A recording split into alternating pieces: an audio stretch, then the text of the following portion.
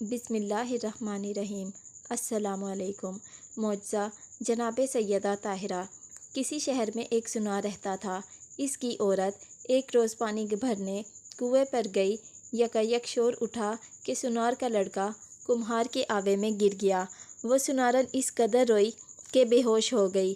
غش کی حالت میں اس نے خواب میں دیکھا کہ ایک بی بی نقاب پوش تشریف لائی ہیں اور فرماتی ہیں، اے عورت، تم منت مان لے کہ میرا لڑکا کمہار کے آوے سے صحیح سلامت نکل آئے تو میں جناب سیدہ کا معجزہ سنوں گی۔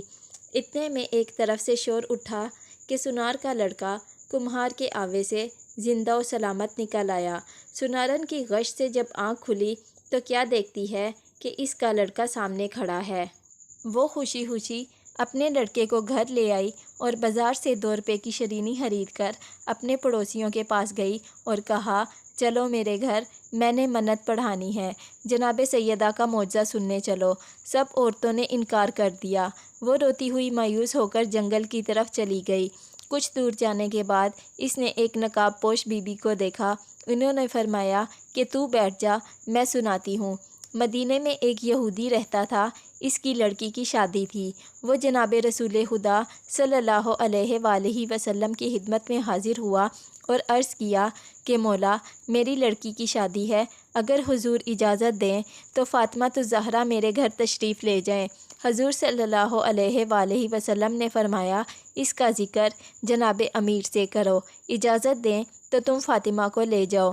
وہ یہودی حضرت علی علیہ السلام کی خدمت میں حاضر ہوا اور اپنی درخواست پیش کی۔ حضرت نے فرمایا کہ جناب سیدہ کی خدمت میں عرض کرو۔ چنانچہ وہ یہودی حضرت فاطمہ الزہرا سلام اللہ علیہا کی خدمت میں حاضر ہوا اور شادی میں شرکت کے لیے عرض کیا۔ آپ نے فرمایا، علی مرتضیٰ سے اجازت لو تب چلوں گی۔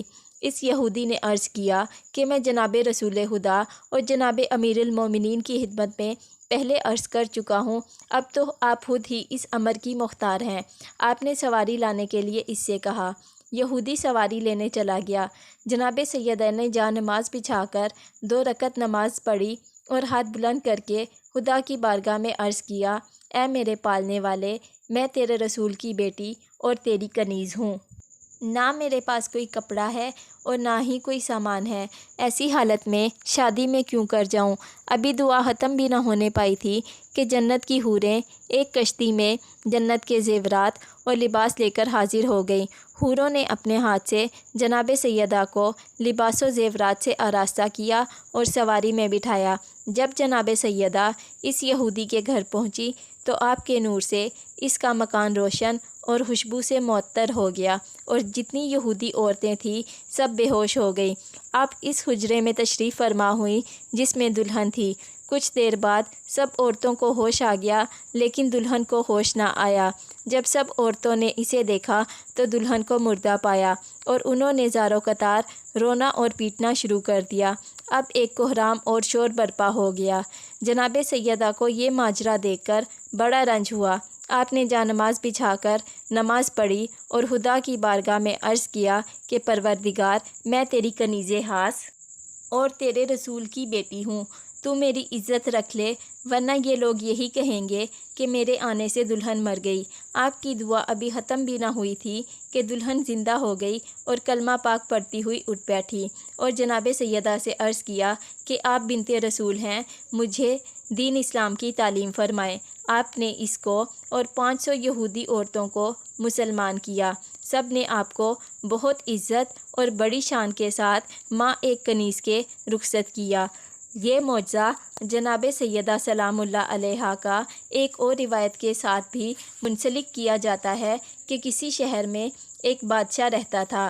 اس نے ایک روز اپنے وزیر سے کہا کہ سامان شکار تیار کرو۔ بات ہی بات میں سب سامان شکار تیار ہو گیا۔ بادشاہ اور وزیر دونوں کی لڑکیوں نے بھی ساتھ چلنے کی درخواست کی۔ بادشاہ نے منظور کر لیا۔ چنانچہ یہ لڑکیاں بھی ہمراہ ہو گئیں۔ چلتے چلتے ایک جنگل میں گزر ہوا اور وہیں سب نے قیام کیا اور ناشتہ کرنے میں مشغول ہو گئے کہ یکایک شدید آندھی آئی اور ایک کو دوسرے کی خبر نہ رہی۔ بادشاہ اور وزیر لشکر سے غائب ہو گئے اور لڑکیوں کا کھٹولا اڑ کر ایک پہاڑ کی چوٹی پر جا لگا۔ جب طوفان ختم ہوا تو بادشاہ کو اپنا تمام سامان و لشکر تو مل گیا، لیکن دونوں لڑکیوں کا پتہ نہ چل سکا۔ مجبور ہو کر بادشاہ اور وزیر دونوں واپس آ گئے۔ اتفاق سے اسی روز کسی دوسرے ملک کا بادشاہ اس جنگل میں شکار کو گیا تھا۔ وہ پانی کی تلاش میں پریشان تھا۔ سپاہی ادھر ادھر پانی کی تلاش میں پھرتے رہے۔ اب ان دونوں لڑکیوں کا حال سنیے۔ ماں باپ سے چھٹ کر بادشاہ زادی اور وزیر زادی دونوں گلے لگ کر بہت روئیں اور روتے روتے بے ہوش ہو گئیں۔ انہوں نے خواب میں دیکھا کہ ایک بی بی نقاب پوش تشریف لائی ہیں اور فرماتی ہیں کہ تم منت مان لو، ہم اپنے ماں باپ سے ملیں گی تو جناب سیدہ کا معجزہ سنیں گی۔ دونوں لڑکیوں کو جب ہوش آیا تو انہوں نے منت مان لی۔ پروردگار عالم مسبب الاسباب ہے۔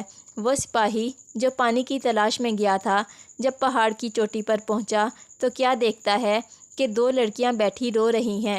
اس نے ان سے حالات دریافت کیے کہ تم یہاں کیسے آئیں؟ ان لڑکیوں نے سارا واقعہ اس سے بیان کیا۔ اس سپاہی نے لڑکیوں کو تسلی و تشفیع دی اور کہا کہ اگر تمہیں اپنے ساتھ لے چلوں تو چلو گی؟ لڑکیاں راضی ہو گئیں۔ سپاہی نے بادشاہ کی خدمت میں حاضر ہو کر ان لڑکیوں کا واقعہ بیان کیا۔ بادشاہ نے فوراً اپنے نوکروں کو بھیج کر لڑکیوں کو بلوا لیا اور وزیر نے ان لڑکیوں کو بڑے آرام سے اپنے گھر میں رکھ لیا۔ چند روز کے بعد جب ان لڑکیوں کے ماں باپ کو خبر ہوئی کہ فلاں بادشاہ کے ہاں یہ دونوں لڑکیاں زندہ و سلامت موجود ہیں تو ان کو بڑی خوشی ہوئی اور انہوں نے اس بادشاہ کو شکریہ کا خط لکھا اور لڑکیوں کو بھیج دینے کی خواہش کی۔ اس بادشاہ نے خط کا جواب یہ دیا اور لکھا کہ اگر آپ مناسب سمجھیں تو ان لڑکیوں کی شادی میرے لڑکوں کے ساتھ کر دیں۔ ان لوگوں نے منظور کر لیا اور دونوں لڑکیاں بادشاہ کے ہاں سے رخصت ہو کر اپنے ماں باپ سے ملیں اور سب نے خدا کا شکر ادا کیا، مگر لڑکیاں جناب سیدہ کا معجزہ سننا بھول گئیں۔ کچھ دنوں کے بعد دونوں طرف سے شادیوں کے انتظامات ہونے لگے اور تاریخیں مقرر کر کے دونوں کا عقد ہو گیا اور وہ دونوں بڑی دھوم دھام سے رخصت ہو کر اپنے اپنے سسرال پہنچ گئیں۔ اتفاق سے جہیز میں ایک قیمتی طلائی آفتابہ دروازے پر رہ گیا۔ ایک سپاہی کو حکم ملا کہ وہ فوراً جا کر وہ طلائی آفتابہ لے آئے۔ سپاہی جب یہاں آیا تو کیا دیکھتا ہے کہ نہ وہ محل ہے، نہ تخت ہے، نہ بادشاہ، نہ کچھ اور سامان ہے، صرف ایک میدان ہے اور وہاں آفتابہ رکھا ہوا ہے۔ سپاہی حیرت میں تھا کہ یہ کیا ماجرا ہے۔ بہرحال سپاہی نے چاہا کہ وہ لوٹا اٹھائے اور جھک کر اٹھانے کے لیے ہاتھ بڑھایا۔ اس میں سے ایک مارسیاں نے پھن نکال کر سپاہی کو کاٹنا چاہا۔ یہ خوفزدہ ہو کر پیچھے ہٹ کر بھاگا اور اپنے بادشاہ کے پاس گیا اور سارا واقعہ اس سے بیان کیا۔ یہ باتیں سن کر بادشاہ کو غصہ آیا اور اس نے لڑکیوں کو بلا کر کہا کہ تم لوگ جادوگر ہو، بتاؤ یہ کیا ماجرا ہے اور تمہارے والدین کہاں ہیں؟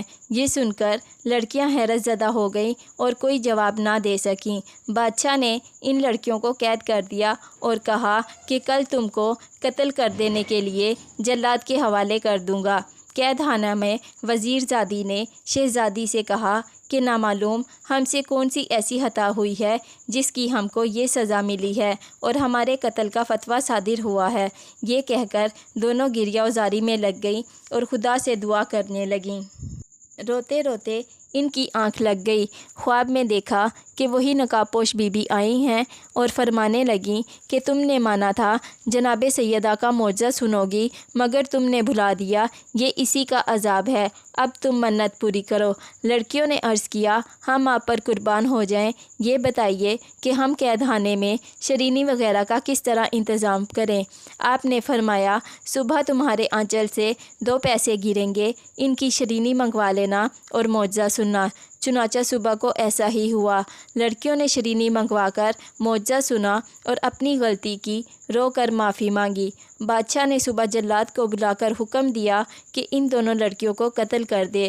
جب جلاد لڑکیوں کے پاس آیا تو انہوں نے اس سے کہا کہ ہماری طرف سے بادشاہ کی خدمت میں عرض کرو کہ ہم سے پہلے وہ ہماری چند باتیں سن لے، اس کے بعد قتل کا حکم دے۔ جلاد نے بادشاہ کی خدمت میں یہ پیغام پہنچا دیا۔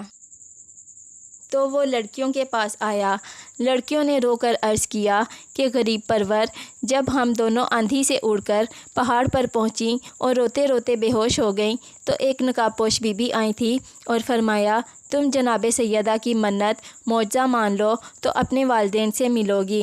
ہم نے منت مان لی تھی، لیکن اپنے والدین سے ملنے کے بعد ہم یہ منت بھول گئے جس کا یہ عذاب تھا۔ اب آپ سپاہی کو پھر بھیجیے اور ہمارے والدین کے حالات دریافت کروائیے۔ بادشاہ نے سپاہیوں کو دوبارہ ان کے والدین کے ملک میں روانہ کیا تو وہاں بادشاہ اور اس کا تخت و تاج سب کچھ موجود تھا۔ سپاہیوں نے واپس آ کر بادشاہ سے جب بیان کیا تو اس کو یقین ہو گیا کہ بے شک یہ عذاب الہی تھا اور کچھ نہ تھا۔ بادشاہ خوش ہو گیا اور بچیاں قید سے آزاد ہو گئیں۔ یہ دوسرا معجزہ، وہ برقع پوش بی بی اس سنارن سے کہہ کر غائب ہو گئیں۔ سنارن اپنے گھر آئی تو کیا دیکھا کہ اس کے پڑوسیوں کے گھروں میں آگ لگ گئی ہے، جنہوں نے معجزہ سننے سے انکار کر دیا تھا۔ دعا کرو کہ بحق محمد صلی اللہ علیہ وآلہ وسلم جس طرح سنارن اور ان لڑکیوں کی مراد پوری ہوئی، اسی طرح ہر مومن اور مومنہ اور ہر مسلم اور مسلمہ کی بھی ہر مراد پوری ہو۔ آمین یا رب العالمین۔ اللہم صلی علی محمد وآل محمد۔